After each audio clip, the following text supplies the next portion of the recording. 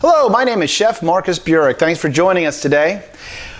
We are today going to learn how to use a chef's knife. We're actually going to learn how to make certain cuts with vegetables. The reason we are going to do that is there are times where you're making things where you don't want to just have what they call a rough chop, and I'm going to show you that in a second. But you want things to be precisely chopped or cut so it looks good in your dish. You may be garnishing with it. You may be having it in a consommé, which I'll show you how to make here in segments to come, where that is a clear soup, but what makes the garnish is the vegetables that are in it. So you want precise cuts. So today what I'm going to do is show you some precise cuts so you know how to do that. Plus you could be a little fancy in front of your friends and show off just a little bit. So first off, what we're going to do is just a rough chop. A rough chop, and what this also, by the way, what this is going to do is show you what in recipes, when it says small dice, large dice, julienne, things like that, when you see that, you'll know what those cuts are and you'll know how to do it. Instead of going to magazines or books or online and having to look up what those certain cuts are, you could just go to our website and find out. So, these are rough chops. It's nothing precise. This would go in a stock or something to season, something you may strain out, or you may puree this. It doesn't have to be precise. Most soups, if you are going to puree that soup, it doesn't have to be a precise cut. I always like, when I'm learning new things, take the time to make the right kind of dice, or just practice things, julienne something. The cooking backgrounds basically come from France, so there is a lot of French terms to these certain dices, such as julienne, bâtonnet, oblique cuts, chiffonade, different things like that. I myself, I don't think, talking chef to chef, that's sometimes how we speak. We'll use those because we know what we're talking about. And you could show off a little bit in front of your friends, but they might just be like, you're a show off. What does that mean? And they're going to ask you anyway. So easiest way of saying, this is a thin slice, this is a small dice, this is a large, a larger slice, different things like that. But I'm going to walk you through this right now and I'll show you how it's done. Okay. Right now, what we're going to do is a small dice with celery. I'll show you with onion as well. Basically with celery, always make sure it's manageable to use.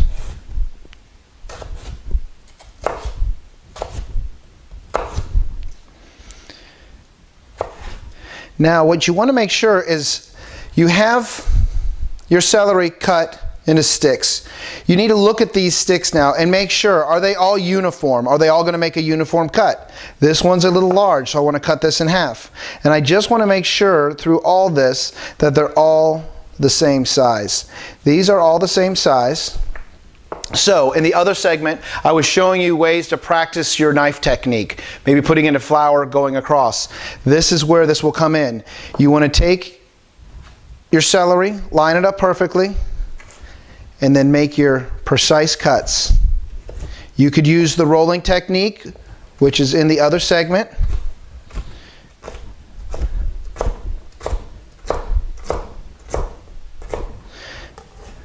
And now you have a very uniform dice, which all looks the same, which will be very nice when you put it into a soup or some type of garnish. Now, a very neat way of cutting an onion. People always wonder, and I see tons of people doing this. Cleaning the onion, and then, oh, I need diced onions. This is what they do. I see it all the time.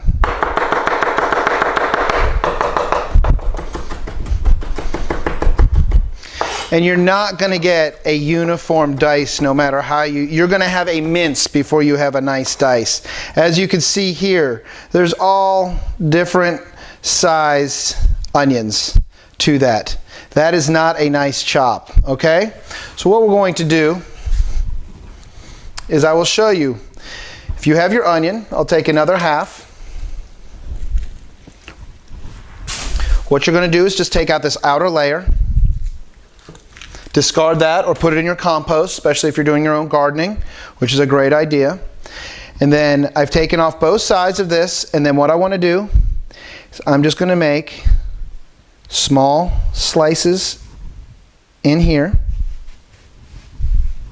Now be very, very careful with this, because a lot of people and myself, this is where you cut your thumb because you're holding on like this. So make sure you're using the proper technique. The thumb is behind. Okay?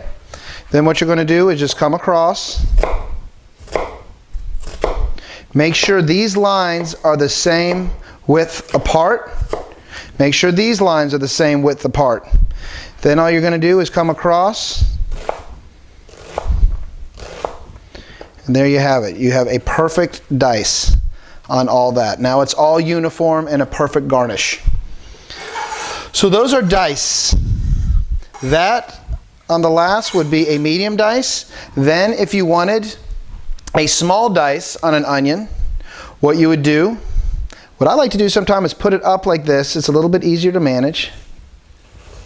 You want to get the lines that you're cutting closer together.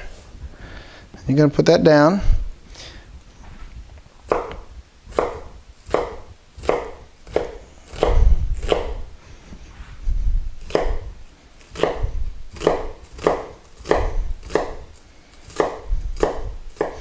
And then you're going to come across, and these lines cutting across are going to be closer together.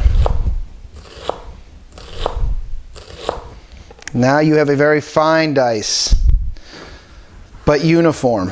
So, those are the proper ways with an onion of making a large dice and a small dice. It could be done the same way with carrots.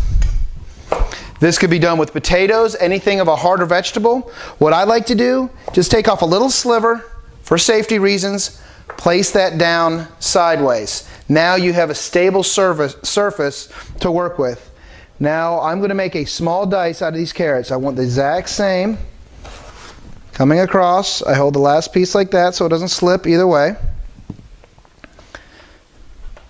Then what I like to do is just stack it back up. Don't stack it 50 high because then it's going to wobble everywhere. Make it a manageable stack.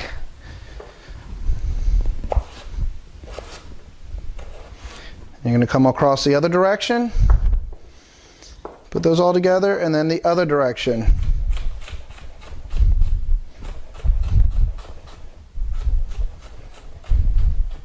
Then you have a nice small dice. That could be done with anything that's a little tougher, a potato, parsnips, anything like that. Then you have the other side here, and you can do the same thing with that. Now if I wanted to make a little bit of a larger dice, I just move this a little bit. And now you have a little bit of a larger dice, but all uniform. So there you go. You have a large dice, a small dice, and that is how you do that. Now there is the chiffonade. Well, first off, let's show you the oblique cut. I like the oblique cut. This is a fun cut. This is something a little bit different. All you do is you cut, so it's almost looking like a triangle. You cut it on a diagonal, and then you take your carrot, flip it all the way over 100 degrees. Then you cut the same way. Take your carrot, flip it over 100 degrees.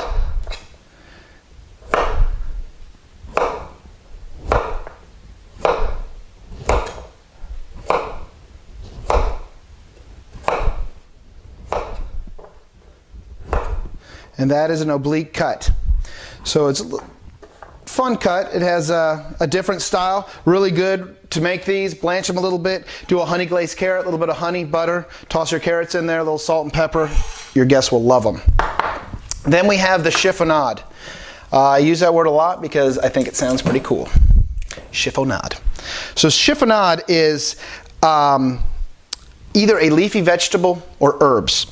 What you're going to do is I try to get this as tight as I possibly can. This works really, really well on basil. And then basically it's a ribbon cut.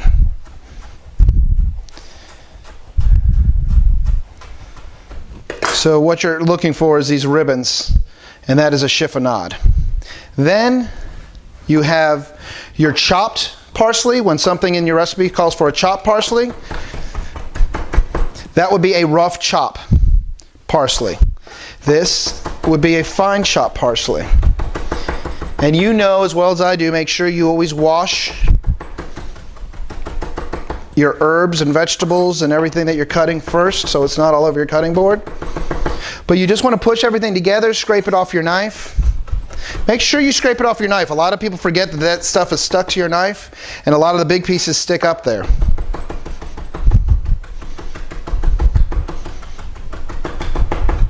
And now you have a finely chopped parsley. This looks really good for garnish if you want to sprinkle it around the plate. As you can see, it really looks nice. You could do that with basil, rosemary. Rosemary is very, very easy. Another leafy vegetable. This would work with basil for the chiffonade. Again, what I do is I just take all the leaves, kind of bunch them all together. You could do it with cabbage or whatever. This is a pineapple sage. And then you have your ribbons, which is, again, is a very nice garnish for the top. And then, of course, you have your rosemary. A lot of times, you want this chopped. The reason a lot of the recipes call for chopped, rough chop or whatever, basically when you're chopping it, you're letting out all the aromatics of this. All the nice flavor from this is inside those leaves. So you're opening those leaves and letting whatever your soups or sauces or stocks get into that. So these are just different ways of cutting and slicing. It's really, really fun. If you know, even if you're doing something that's going to be pureed, practice these techniques and put them into your stocks. And the more you practice, the better you're going to get. You can start garnishing with these different things, and you'll find a lot of different techniques of doing different things the way you like to do it. Get crazy. There's a lot of ways that we used to garnish. We would take apples, put them on a peeler, one of those rotisserie peelers, and just peel them up and put that on top. We would take sweet potatoes and fry them real quick, put those on top of food to garnish it. So always keep in mind of garnishing is what people eat. They're going to see that first. They're going to see the garnish. It's going to be pleasing to the eye. And when something's pleasing to the eye and it's food, it's usually, hopefully you can get the two components, one pleasure to the eye and one pleasure to the tongue. And that's what we're really working on. I hope you enjoyed this segment. Hope you learned a lot from it. If you have any questions, please look at our other segments or email us, and I'll get those answered as soon as we can.